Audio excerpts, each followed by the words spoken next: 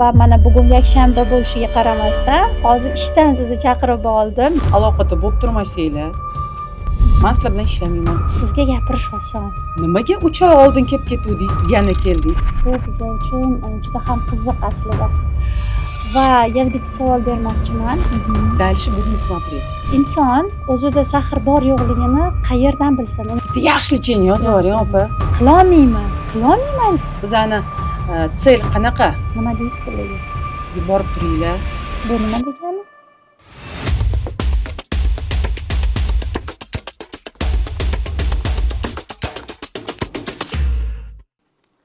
Assalomu alaykum barchaga. Bizda navbatdagi o'zbekchilik podkastimizni boshlayapmiz va har doimgidek siz uchun salomat bo'lishingiz uchun eng zo'r mutaxassislarni chorlab, eng yaxshi sizlarga qiziq bo'lgan temalarda, sizlarni qiynaydigan savollarga javob olish mavzusida suhbatlarni davom ettiramiz. Agar haligacha obuna bo'lmagan bo'lsanglar, hoziroq obuna bo'lish tugmasini bosinglar va qanaqa mavzularda ko'proq suhbat qilishimizni va qaysi mutaxassislarni chaqirishimizni xohlasanglar, izohlarda yozib qoldirasizlar.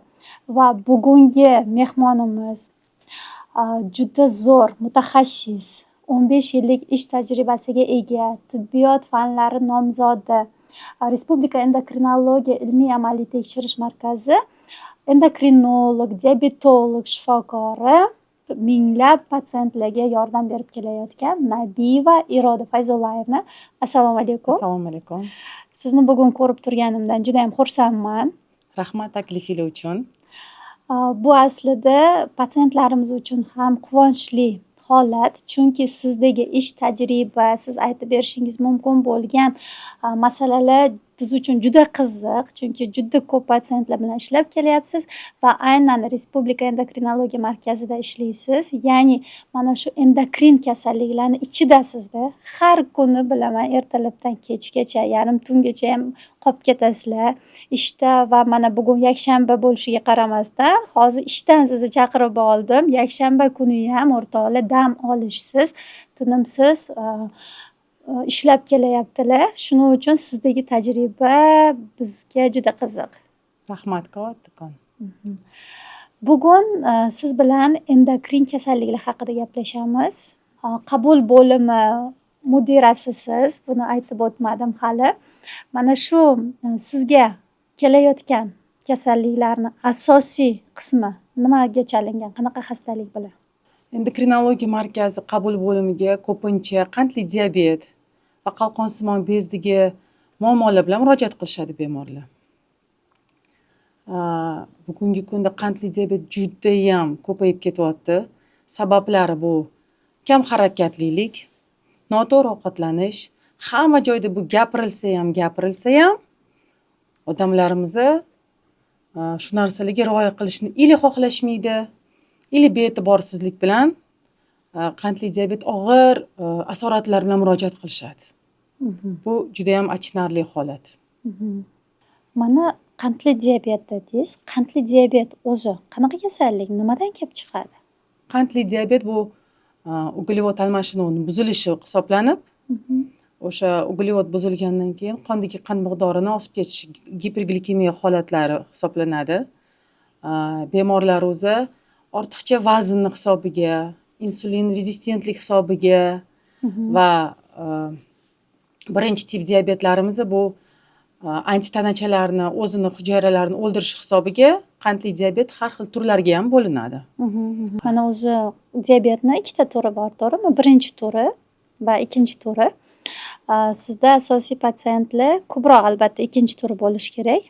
Birinchi tur qabul bo'limiga ham juda ko'p keladi, murojaat qilishadi. Sababi nimagadir bizani xalqimiz insulin degan gormondan juda qo'rqishadi. Xo'p, qarang, shunda aytib o'tsak-da, qaysi turidan insulin olish kerak va qachon insulin olish o'zi kerakmi? Diabetni turiga qarab aytib o'tsangiz. Birinchi tur hisoblanadi, insulinga muhtoj hisoblanadigan kasallik bo'lib, uni обязательно markazimizga murojaat qilishganda bemorlar shifokorlarimiz o'rgatadi. Uni non birliklarini hisoblash, insulinni qanaqa qilish, qatligi qilish o'rgatiladi. Ular insulin olib yurishi shart. Shart. Insulin olib yurishlari shart. Lekin ikkinchi tipni ham, ikkinchi tur qandli diabetni ham insulinga muhtoj holatlari ham juda ham ko'p bo'ladi. Qachonki asoratlar boshlanganda yokida yondosh kasalliklar bo'lganda, o'shaning uchun aytamiz, qandli diabet boshlanganda hamma biladi o'zi. Ortiqcha vazn bilan bemorlar bo'lganlar обязательно 1 yilda bitta endokrinolog murojaat qilishligi shart. Mana nima deb o'ylaysiz? Qandli diabet avloddan avlodga o'tadimi? Avloddan avlodga o'tadi. Lekin avloddan avlodga o'tmaydigan ortiqcha vazni bor insonlarda ham qandli diabet rivojlanishi mumkin. Bu avlodida bo'lmadi degani qandli diabet bilan og'rimaydi degani emas. Xo'p, lekin agar avlodida bo'lsa-da, ota-onada diabet bor, bola ham aniq diabet bo'ladi deganimi Yo'q, bu? bu degani emas. Qanday holatlarda diabet kelib chiqmasligi mumkin? Ota-onasida bo'lsa ham irsiy kasalliklarga moyillik bo'lsa ham, lekin bemorlar o'zi jismoniy aktiv bo'lishsa, to'g'ri ovqatlanishsa, har doim o'zini kontrol qilsa, diabet bo'lishi shart emas. Xo'p, mana shu qandli diabet qo'rqishdan ham kelib chiqishi mumkinmi? Qattiq qo'rqish yokida stresslarning hisobiga ham qandli diabet yuzaga kelishi mumkin. Demak, faqatgina moyilligi bo'lsagina mana shu qanaqadir faktor, masalan, Faktorda, qo'rqish risk yoki faktor, stress risklaridan kelib chiqaveradi. diabet olib kelishi Olib keladi. mumkin. Aytishadi-ku, patsientlarimiz kelganda ularda qo'rquv bo'ladi, to'g'rimi? Diabetga chalinib qoldim. Xuddiki diabet bu o'limga olib keladigan yoki qo'rquv bo'ladi-da mana shu kasallarimizda. O'zi savol berishadi. Diabetni davosi bormi? Men qutulamanmi bu xastalikdan? Yo, men butun umr bo'ldimi hayotim deb. Juda ham ko'p bemorlar qo'rqishadi. Nimaga qo'rqishadi? Oldin diabet juda ham kech Paydo bo'lgani?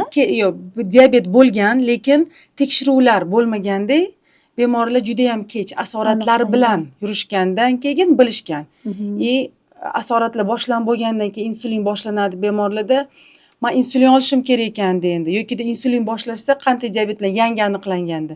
Men bir umr endi insulin bilan yuramanmi degan fikrlar bo'ladi, qo'rquv bo'ladi. Qandli diabet tuzalib ketmaydi-da. Butun umrga qoladi, lekin uni kompensировать qilib, uni boshqara olish mumkin. Men har doim aytaman, qandli единственное, по-моему, заболевание, uni bemor o'zi kontrol qila oladi. Kompensatsiya ushlay oladi. Har bitta endokrinologiya markazimizga kelgan bemorlar bemalol shifokorlardan tavsiyalar olib, shu tavsiyalarga rioya qilib, bizning ko'p vrachlarimiz onlayn обязательно har doim Aloqada bo'ladi. Aloqada bo'lib yordam beramiz. Meni o'zim lichni bemorlarim ham ertalab doim aytamanki, menga yuborib turinglar. Ertalab uyg'ondinglar, ochiq qorningga sahar yuboringlar. Дальше будем смотреть. Потому что dorilarning dozasi ham har doim bittada biz kerakli dozalarni topib bera olmaymiz. Uni naблюдать qilish kerak. Har doim hozir hamma band, hamma ishlaydi, kelib ketishga vaqt yo'q, lekin bizning baxtimizga hozir bu onlayn Telegram kanallarimiz juda ham qo'l beradi shu narsalarga. Har 3 oyda kelib kontrol ostida shifokorlarga murojaat qilishsa, markazimizda imенно o'rgatiladi diabet bilan yashash. Uni kompensировать qilib, kontrol ostida olib yursa, hech qanaqa asoratlarga olib kelmaydi. Demak, diabetni davolasa bo'ladi. Bo'ladi. Bo'ladi. Gapingizga qaraganda, doimiy nazoratda bo'lishi kerak. Bo'lishi shart. Kerak emas, shart. Bo'lishi shart. Xo'p, nazorat bo'lsa, diabet asoratlar bermaydi. Mana sizga bemor keldi, diabet aniqlandi. Ko'p holatlarda erta aniqlanganda sahrli juda baland bo'ladi, to'g'rimi? Da. Nima tavsiyalar berasiz shunday holatda? Endi birinchi tekshiruvlardan o'tkazamiz. Chunki har bitta beriladigan dorilarimizni nojo'ya ta'siri ham bo'ladi, foydasi ham bo'ladi. O'shaning uchun qanaqa nimalarga tekshiramiz birinchi? Mana jigar fermentlarini обязательно ko'rishimiz kerak. Buyrak fermentlarini ko'ramiz. Chunki dorilarimizni kerakli dozada berishimiz uchun. Ovqatdan keyingi sahrlarni ko'ramiz.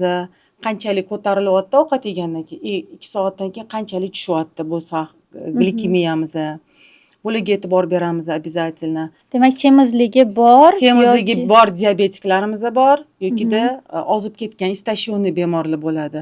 Bu yerda bitta narsaga qandli diabet ikkinchi turi ortiqcha vazn va insulin rezistentlik hisobiga kelib chiqqanmi? Yokida oshqozon osti bezini insulin yetkazib bera olmasligini hisobiga kelib chiqqanmi? Shuni aniqlashimiz shart. И biz ko'pincha aytamiz, bemorlar kelib больницаga yotishim kerak ekan deyshadi. Statsionarda kerak, bir marta kerak deb aytaman men o'zimni bemorlarimga, menga murojaat qilganlarga. Bir marta yotinglar. Nima uchun? Bitta yaxshilab hamma yog'inglarni обследовать qilib tekshiruvlar uchun yotiladi. Shu 10 kunmi, 8 kun ichida diabet bilan yashashni, uni har xil nyuanslari bor-da. O'shalarni hammasini tekshirib, bizda diabet shkola bor. Masalan, diabet maktablarimiz. Yangi aniqlanganda umumiy qilib mana tavsiyani ayting. Birinchi navbatda to'g'ri ovqatlanish. Bizani organizmda biologический soat deymiz.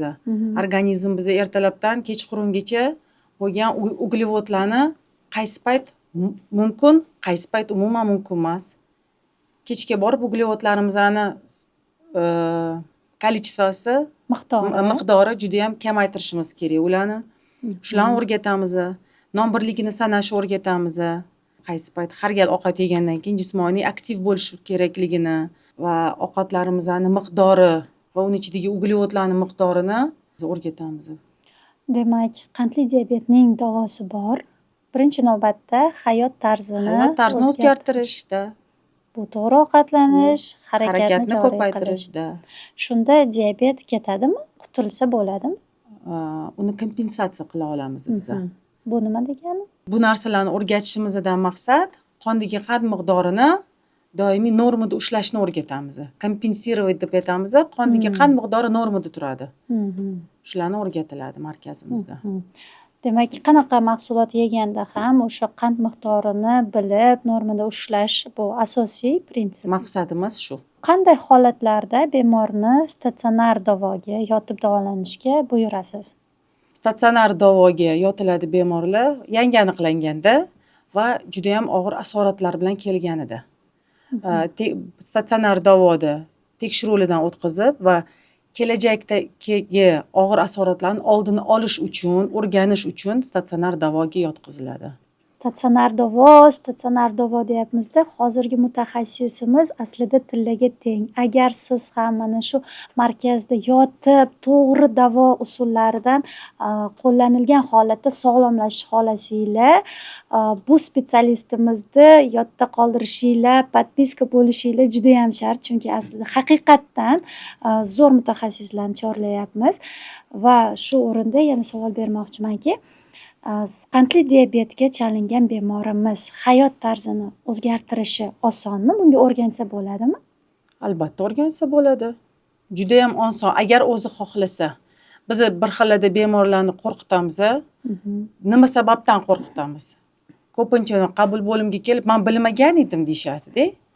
O'rgatib, qo'rqitib, agar aytganimizni qilishmasa, tavsiyalarga rioya qilmasanglar, diabet og'ir asoratlarga olib keladi. Lekin har bitta aytgan tavsiyamizga rioya qilsanglar, o'sha harakatni ko'paytirsanglar, ovqat yeganimizdan keyin, hatto men aytaman, ovqat yeyishdan oldin o'zingizga bitta savol beringlar.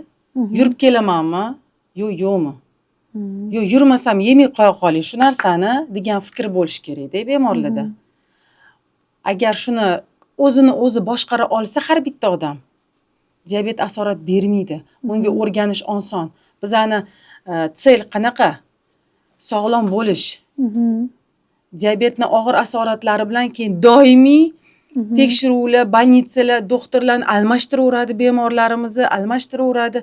Vaholanki elementarniy tavsiyalarga rioya qilishmaydi.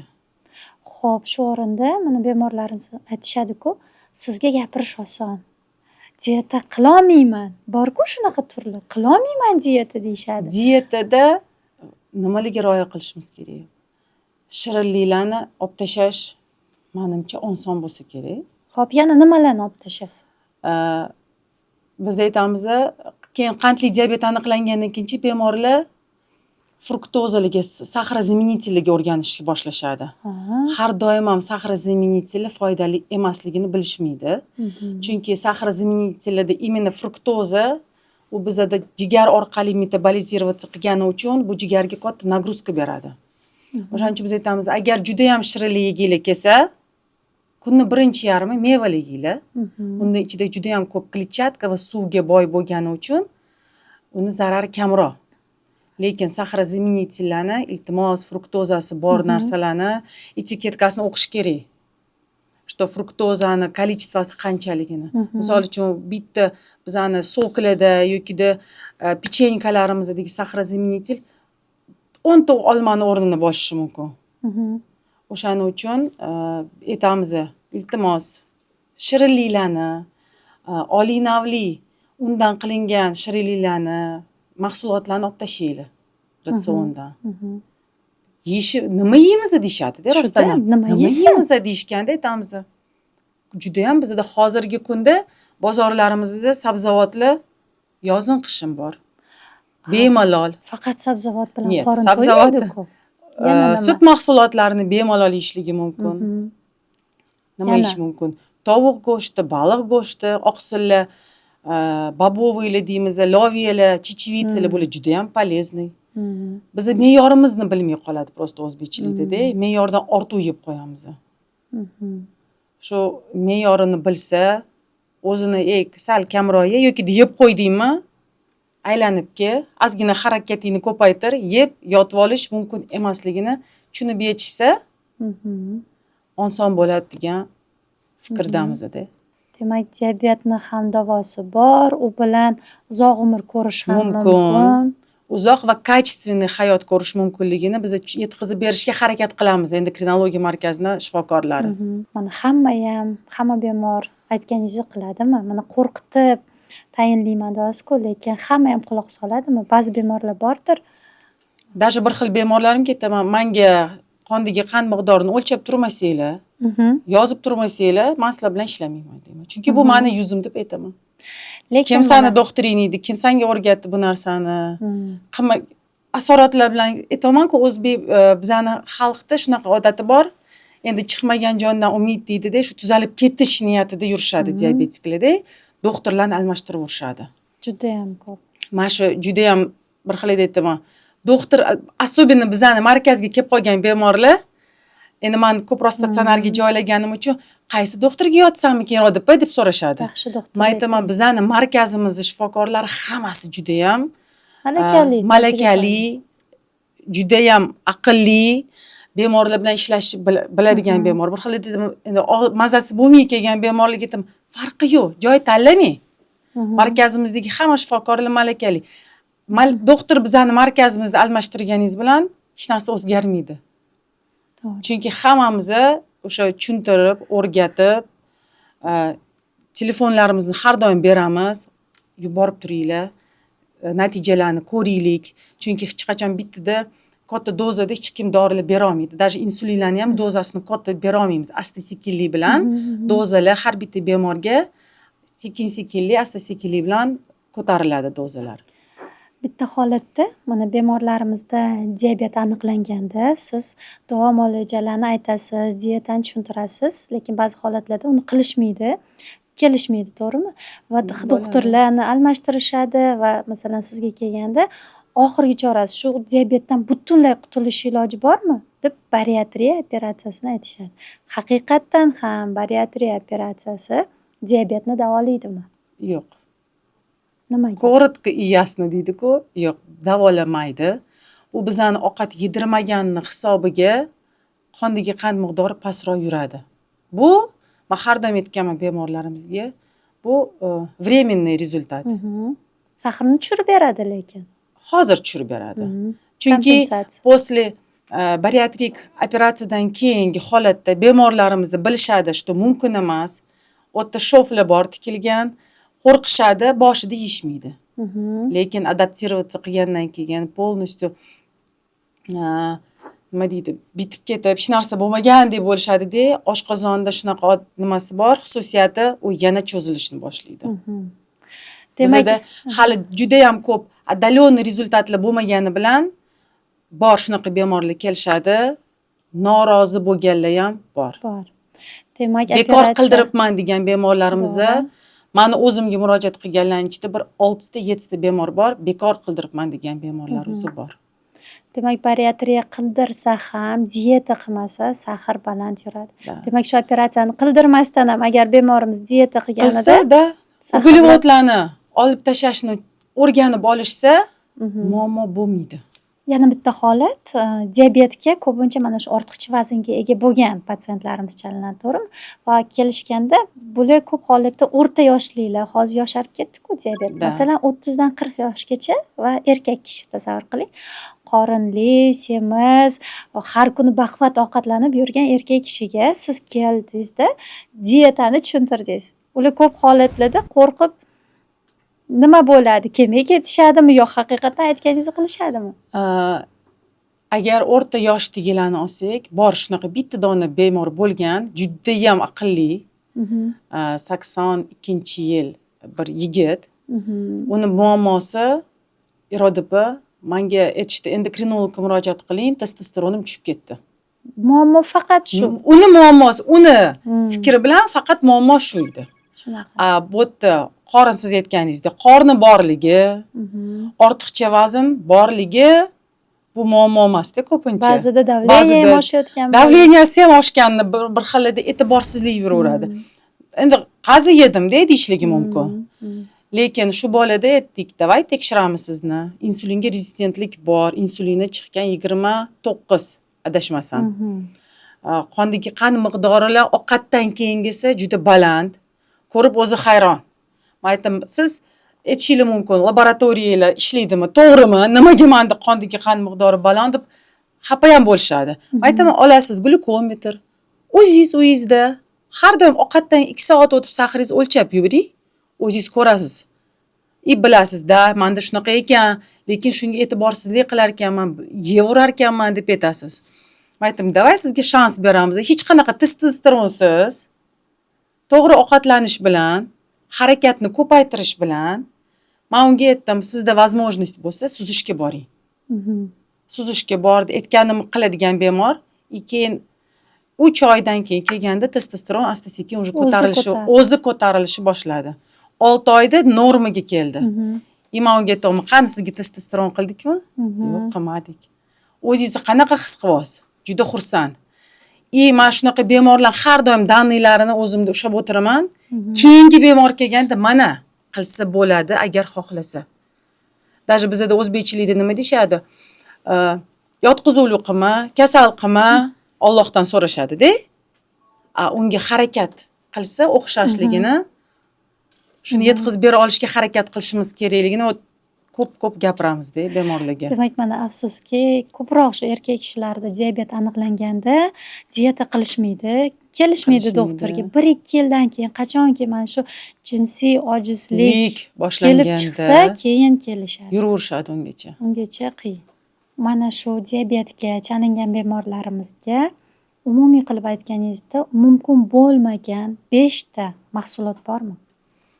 Bor. 5 ta top mumkin bo'lmagan narsalar bular aytamiz. Oliy navli undan har xil shirinliklar, shakar, asal, banan, uzum, qovun. Lekin tanganing bitta tarafi bor, insulin olib yuradigan bemorlarimiz bo'ladi. Agar insulinni dozasini kontrol ostida, endi biz mana boydan beri gapiryapmiz, aytganimizni qilishmaydi. Biz qilding, buni qil tavsiyalar berdik-da, lekin bemorlar bilamizki, ko'pincha rioya qilishmaydi. Shunda biz o'rgatishimiz kerak. Biz aytganimizni qilmasangiz, siz insulin olib berasiz. Insulinlarni dozalarini oshirish mumkin. Dozalar har doim bir xil bo'la olmaydi. Chunki bizani yeyotgan har kungi ovqatimizdagi uglevodlarning miqdori har xil. Agar dietangiz buzildimi, insuliningizni sal ko'paytiring. deb shularni salam o'rgatiladi-da. Iroda Fayzullayevna, insulinga o'rganib qolamanmi degan savol ko'p berishadi sizga, to'g'rimi? Bizni oshqozon osti bezi doimiy ravishda insulin ishlab chiqaradi.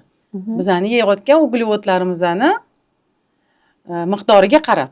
Kimdirlar o'shaning uchun vesi juda katta bo'ladi, ortiqcha vaznga ega bo'ladi, ko'p uglevod yeydigan odamlarimiz. Uglevod kam yeydigan odamlarimizda insulin bu unaqa ko'p darajada ishlab chiqarilmaydi. Shuning uchun insulinga har bitta organizm o'zi insulinsiz yasha olmaydi. Insulinga muhtojmiz biz. Tak. O'shaning uchun insulindan qo'rqish kerak emas Bu deb oxirgi chora emas. yo'q. Bu oxirgi chora emasligini. Endi boya gaplashganimizda boshida aytdikki, tekshiruvlar bo'lmagan diabet bemorlarimiz, qandli diabet bilan og'rigan bemorlar kelishgan oxirgi etaplarda keyin insulin boshlangan. O'shaning uchun o'ylashadiki, oxirgi etapda insulin qilinadi deb degan fikr bor hali ham bizning xalqimizda. Chunki o'sha og'ir darajaga o'zi olib keldi. O'zi olib keldi, конечно. Qandli diabet og'ir asoratlari bilan kelishgandan keyin bunga kim olib kelgan? O'zligi sababchi. O'shaning uchun o'ylashadiki, biza insulin boshlangan bemorlar, значит, bu oxirgi etap deb hisoblashadi. Yo'q. Nabarot biz aytamiz, insulin bilan biza bemorlar kelgan nimaga tekshiruvlar o'tkazamiz deymiz. Yondosh kasalliklarni ko'ramiz. Чтобы keyinchalik insulin bilan har bir organimizdan, har bitta hujayrani bu oziqalantiruvchi gormon, anabolik gormon hisoblanadi bu. Bu rost beradi hamma hujayralarga, oziqa beruvchi gormon. O'shaning uchun insulindan qo'rqish kerak emas. Pitaniya beradi. Demak, saharlar tushgandan keyin insulinni to'xtatish ham mumkin. Insulinni to'xtatish ham mumkin. O'rganib qolmaydi. Unaqa fikr, bu noto'g'ri fikr. Xo'p, mana hali yuqorida aytdingiz, shakar diabetda mumkin emas deb. Xo'p, agar tabiiy, toza tog'da asali bo'lsa-chi yoki nobod, ularni ichish mumkin? Baribirga ham bemorlarimiz ichishadi. O'shanda aytaman, sizlar aytganimizni qilmasanglar, yaxshi ko'rasizmi asal? Aytadi, men asal yaxshi ko'raman. Bitta bemorimiz bor, aytadi, men osh yemasam o'lib qolaman. 3 mahal osh yeyolmayman. O'shaning uchun asal ham, shakar ham endi yeyishadi. Kunni birinchi yarim iltimos deymiz. Kechga emas. Keyin siz kontrol qilish kerak, bemor yedimmi, o'shani отработать qilishim kerak degan fikr bo'lish kerak. Kunni birinchi yarimi mayli, o'shanda ham me'yorni bilish kerak. Har bitta narsani me'yori bor. Me'yordan ortiq narsa har doim zarar. Asal, novot, shakarli baribir biz endokrinologlar kategorически mumkin emas deb aytamiz, mumkin emas. Lekin bemorlar har xil bo'ladi. O'shaning uchun yeb qo'yishsa, unda insulinini dozasini yoki dorisini dozasini sal ko'tarishga to'g'ri keladi. Demak, lekin doimiy mana shu yeb qo'yishlar, diyetadagi o'zgarishlar asoratni keltirib chiqaradi. Og'ir asoratlarga olib keladi, buzilishlar. Qondagi qand miqdori normada yursa, diabet og'ir asoratlarga olib kelmaydi. Shunaqa bemorlar o'zi bor. 18 yoshida, 20 yoshida qandli diabet bilan chalingan, lekin hozir yoshligi 65, 70 da ham bor bizda. Bitta dodamiz borlar, markazga kelib murojaat qilib turadilar. Og'ir asoratlari yo'q. Men ularni ko'pincha bemorlarimga har doim aytib o'taman shu doda to'g'risida. O'zlariga yaxshi qaraydilar. O'zlariga yaxshi qaraydilar. Doimiy kontrol. Aytadilar ko'pincha. Hozirgi diabetiklarga men qoyil emasman deydilar. Chunki oldin glukometrlar bo'lmagan, kontrol qilish juda qiyin bo'lgan oldin. Hozir bizda qand tushiruvchi dori vositalarimizni ham turi ko'p. Glukometrlarni ham bir sutочный monitoring qiladigan glukometr apparatlargacha bor. O'shaning uchun bu narsalarga rioya qilinsa, diabet siz aytgandek kompensatsiya normada ushlab, asoratlarsiz yashash juda ham mumkin, oson. Mana sizga kelgan bemorlarni orasida aytganingizni qilmaydiganlar ham bo'ladi, to'g'rimi? Va shu orqali og'ir asoratli kelib chiqishi mumkin. Shulardan misol qilib aytib bering. Bemorlarimiz qabul bo'limiga keladigan bemorlar ko'plar nimagadir doimiy reklamaga adashib qolishadi-da. Har xil dorilarni ichishadi. Bilasiz nima? Qo'shnisi tavsiya bersa ichadi. O'rtog'i tavsiya bersa ichadi yoki yonida men qabul bo'limi meni xonamni oldida bizani hamshiraingiz o'tiradi. Xirurgimiz borlar. Xirurg oldida ko'pincha endi o'tda перевязкаlar bo'lgani uchun o'tda bemorlar kutib yig'ilib qolishadi. Meni xonam ko'pincha eshigi ochiq qolib ketgan bo'lsa, ularni suhbatini eshitaman-da. Bir-biriga dorilarni tavsiya qilishadi. Men shuni eshitib hech qachon mimo o'tib ketmayman. Обязательно chiqaman. Jahl bilan iltimos bir-biringlarga o'zinglarni doringlarni tavsiya qilmanglar. Sizga to'g'ri kelgan dori bularga to'g'ri kelmasligi mumkin. Chunki kimdadir jigarda muammo bo'lishi mumkin, kimdadir buyrak muammolari bo'lishi mumkin, kimdadir ko'zida muammo bo'lishi mumkin. O'shaning uchun bemorlarimizga aytgim keladi. Iltimos, shifokorni tavsiyasiz o'zboshimchalik bilan har xil dorilarni almashtiravermaslikni tavsiya qilgan bo'lardim. Masalan, yangi aniqlangan Jal. diabetda nima sabab bo'ladi og'ir asoratlar kelib chiqishiga? Eng asosiysi hafsalasizlikdan. Hafsala qilmaydi, yuraverishadi, hech narsa qilmaydi. Bitta yeyman-de deb bilishmaydiki, что bu har gal qondagi qand miqdori balon bo'lganida qon tomirlar ishdan chiqishi, nerv tolalari ishdan chiqishi. Chunki qandli diabet bitta dona organni kasalligi emas. Demak, siz bemorlaringiz bilan doimiy aloqada bo'lasiz. Da. Doimiy aloqada bo'lgansizga mana ko'rsatishim mumkin. Monitoring juda ham kuchli. Boya aytganimdek, agar yubormasanglar, aloqada bo'lib turmasanglar, men sizlar bilan ishlamayman deb aytaman hammasiga. O'shaning uchun Har kuni sizga sahri o'lchab, boshida yangi aniqlangan bemorlar kun davomida ovqatdan oldin, ovqatdan keyin, nonushtadan oldin, nonushtadan keyin, ujindan keyin, obeddan keyin o'lchab yuborishadi. Обязательно. Ancha tushunib, yetib, kontrolni kuchaytirgan bemorlarimizga keyin faqat ertalab kechqurun, ujindan keyin обязательно kechki ovqatdan keyin sahrni o'lchab yuborishadi. O'zligi ko'rishadi. Qachon kontrol yaxshi bo'lsa, hayot tarzi ham yaxshilanayotganini o'zligi sezadi. O'shaning uchun bu narsa juda ham kerak deb hisoblayman men. Kontrol bo'lsa, yaxshilanishini sezgandan keyin kontrol tashab qo'yishmaydi. O'shaning uchun bemorlarga aytaman, statsionarni orzu qilavermanglar. Qandli diabetni davosi bu statsionarda davolanib chiqish emas. Doimiy o'zini kontrol qilish, hafsala. Asosiysi hafsala ham deb aytaman. Bemorlarimiz aytishadiki, bir kurs lecheniya olaman, yaxshi yuraman deb. O'sha bir kurs lecheniya diabetni yaxshi yurishiga sabab bo'ladimi? Yo'q, sabab bo'lmaydi yaxshi yurishiga. Bu временно. Vaqtinchalik. Bu vaqtinchalik. Nimaga bemorlar statsionarga yotish xohlaydi? Statsionarda yotganida bizani shifokorlar kontrol ostida, qon bosimini kontroli ostida doimiy dorilar dozasi o'zgartirib turishadi, to'g'rimi? Insulinlarning dozasi statsionarda yeyotgan ovqatiga qarab, chiqqan sahrni javobiga qarab o'zgartirib turiladi. Kontrol zo'r bo'lgani uchun yeb ichayotganini kontrol qilishadi. Bo'limga ortiqcha narsa kirgizilmaydi. Kontrol bo'lgani uchun bu bemorlar o'zini juda yaxshi his qilishadi-da. O'shaning uchun больницаga kelgisi kelaveradi.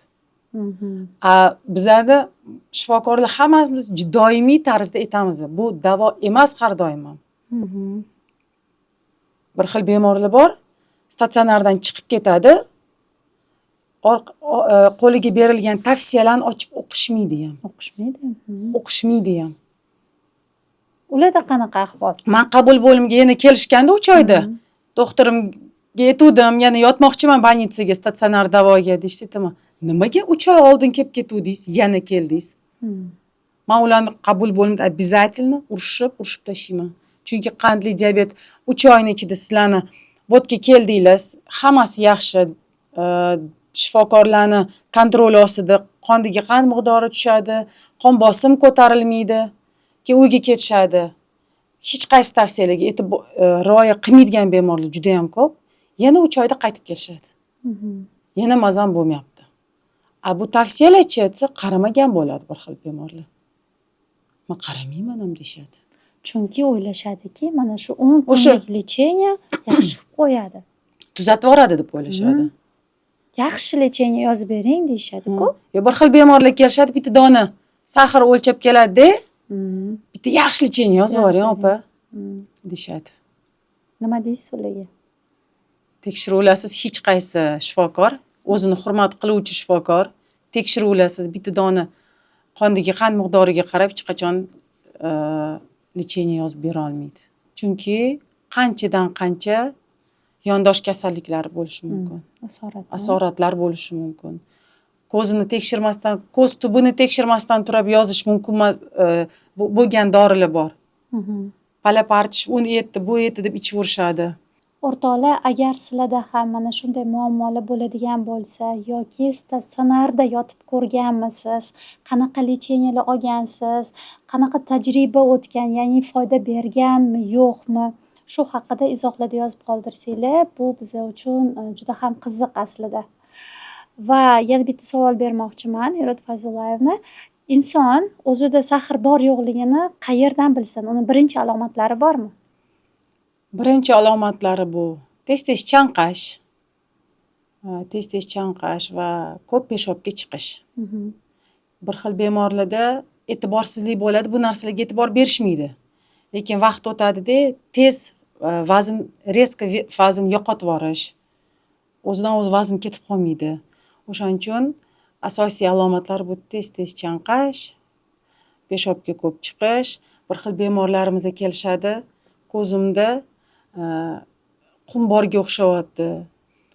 Qurib qolayotganga o'xshayapti. Slizistiylarimizni qurib qolishi. Tomog'ida bir xil bemorlar keladi, aytadi. Vaqtida keladigan bemorlarimiz ham juda ham ko'p. E'tiborli bemorlar ham bor. Bu juda ham bizani xursand qiladi. Vaqtida kelishadi, asoratlar boshlanmasdan. Bitta narsa gapirilaveradi qandli diabetda.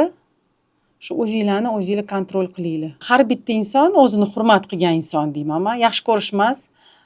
Bir yilda bir marta endokrinolog maslahatiga o'zini poliklinikasida chiqsa ham bo'ladi. Faqatgina markazga kelish shart emas. Oilaviy shifokorlarimiz ham bizani juda ham malakali deb hisoblayman men. Har doim xos, tim bo'li televideniyada ham, hamma radiolarda ham, hamma joyda aytilyapti. To'g'ri ovqatlanish, kam harakatlilikdan kelib chiqayotgan kasalligimizni, qandli diabetni. O'shaning uchun bir marta bo'lsa ham tekshiruvlardan o'tib ketsa, og'ir asoratlarni oldini olgan bo'lardik. Chunki ko'pincha bemorlar og'ir asoratlar boshlangandan keyin murojaat qilishadi. Bu ayanchli va achinarli holat hisoblayman.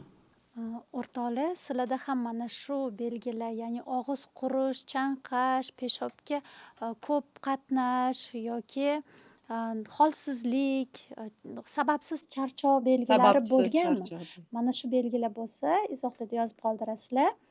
Va Hirot Fayzullayevna, sizga oxirgi, lekin asosiy savolim, inson qandli diabetga chalinmasligi uchun nimalarga ahamiyat bersin, nima qilsin? Birinchi o'rinda shirinliklarni kamaytirish.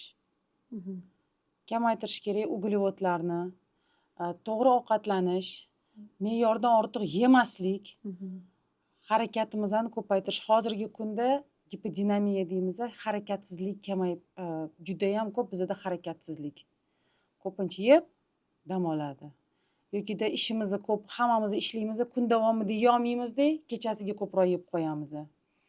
O'shaning uchun hammaga iltimos qilgan bo'lardim, shirinliklarni, har xil energetik ichimliklarni, rangli ichimliklarni, rangli har xil shirinliklarni ratsioninglardan olib tashlashinglarni iltimos qilgan bo'lardim. Ortiqcha vazndan xalos bo'lish, semiz bo'lmaslik. Harakat qilinglar, sport bilan shug'ullanishga. Mana shu maslahatlarga o'zingiz ham amal qilasizmi?